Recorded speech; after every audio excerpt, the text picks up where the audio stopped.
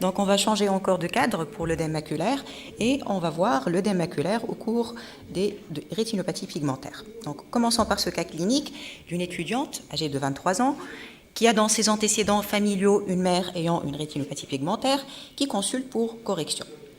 Elle rapporte par ailleurs une héméralopie sans autre gène fonctionnel. L'examen trouve une acuité visuelle à 10/10 avec correction, un segment antérieur qui est normal et un vitré qui est transparent aussi au niveau des deux yeux. Voici l'état du fond d'œil. Comme vous voyez, donc il y a une perte du reflet fovéolaire, il y a aussi un rétrécissement vasculaire diffus et des migrations pigmentaires périphériques. Même aspect au niveau du côté gauche. Donc, ça ne marche pas. On a réalisé un ERG qui a confirmé la rétinopathie pigmentaire et il était altéré au niveau des deux yeux. Le CT a montré au niveau de l'œil droit des logettes cystoïdes localisées avec une épaisseur conservée à 268 microns. Du côté gauche, par contre, l'œdème était plus manifeste avec une logette centrale et un épaississement à 400 microns. Le déroulé de l'angio au CT aussi a montré quelques logettes cystoïdes au niveau des deux yeux. À ce stade, que proposez-vous pour cet œdème maculaire? Est-ce que vous proposez une surveillance avec abstention thérapeutique? Est-ce que vous instaurez d'emblée des inhibiteurs de l'anhydrase carbonique, que ce soit Péros ou Encolire? Ou est-ce que vous proposez des injections intravitriennes, que ce soit d'anti-VEGF ou de triamcinolone? En fait, on a instauré un traitement topique d'inhibiteur d'anhydrase carbonique par de la dorzolamide, une goutte fois 3 par jour au niveau des deux yeux. Alors, qu'est-ce qui s'est passé?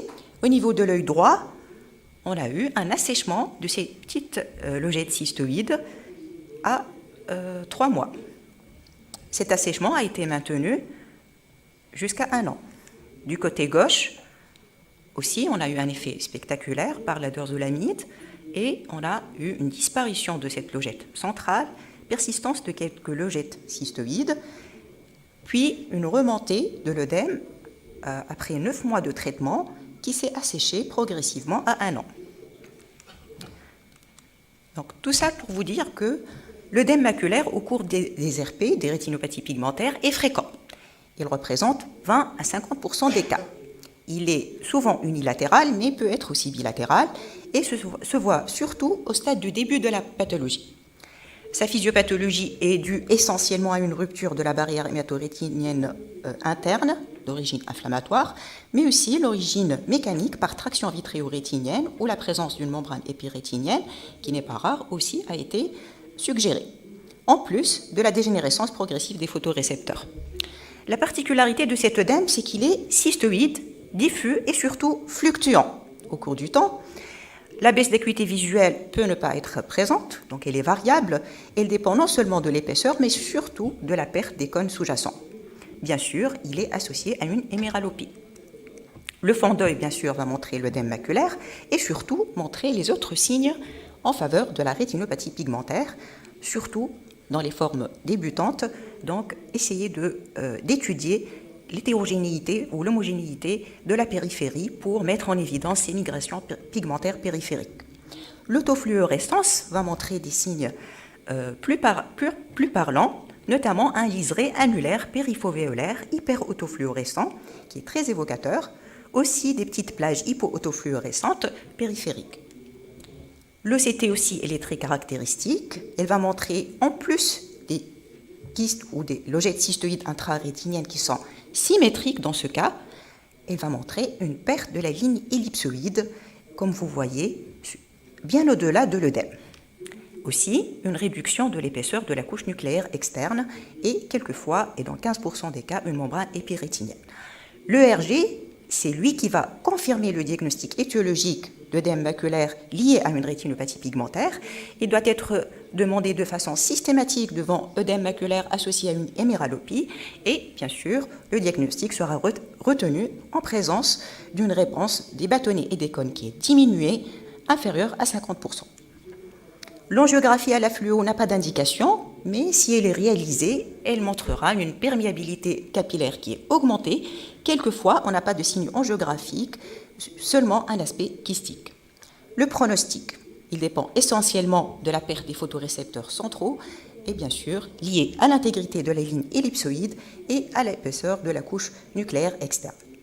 Maintenant, quand va-t-on traiter cet œdème? Quand l'acuité visuelle est diminuée, quand l'œdème est significatif et surtout lorsque les photorécepteurs sont conservés. Donc, ce traitement est discutable au stade évolué lorsqu'il y a des kystes avec un amincissement central important. Le traitement le plus classique, c'est les inhibiteurs de l'anhydrase carbonique. En effet, ils vont augmenter le transfert d'ions et d'eau de la rétine vers la choroïde, ils vont diminuer l'extravasation à partir des vaisseaux rétiniens, ils sont classiquement administrés péros, l'acétazolamide 250 mg 2 fois par jour, mais aussi la voie topique est indiquée par la dorzolamide une goutte fois 3 par jour et on a montré une efficacité similaire à la voie générale, donc jusqu'à 50% de réponse. Ce traitement sera instauré d'emblée durant 3 mois, mais prolongé bien sûr selon la tolérance et surtout en cas de bonne réponse. Maintenant, les injections intravitriennes ont-elles une place dans ce type d'œdème maculaire? Il est indiqué dans les formes résistantes. En fait, les injections intravitriennes sont d'indication délicate dans ces formes-là, puisque déjà on a une rétine délicate, des photorécepteurs qui sont en apoptose, et il n'y a pas de consensus. En fait, il y a de petites séries, des cas isolés dans la littérature, qui ont rapporté l'efficacité plus ou moins présente de ces molécules. Donc, pour la ranibizumab, dans une étude de 15 yeux, ils ont montré une efficacité de l'œdème résistant qui n'a pas répondu à 6 mois de traitement par les inhibiteurs de l'anhydrase carbonique, mais il n'y avait pas d'amélioration significative de l'acuité visuelle. Aussi, la bevacizumab a montré une efficacité similaire à celle de la ranibizumab. L'aflibercept, oui, il est efficace. Il y a une amélioration de l'acuité visuelle, mais ce n'est qu'un seul cas. Aussi, le Zurdex a été essayé et on a trouvé qu'il y a toujours une récidive après 6 mois de cet Ozurdex et peut-être nécessiter des injections répétées. En tout cas, il n'y a pas de consensus et il faut être vigilant. Je vous remercie.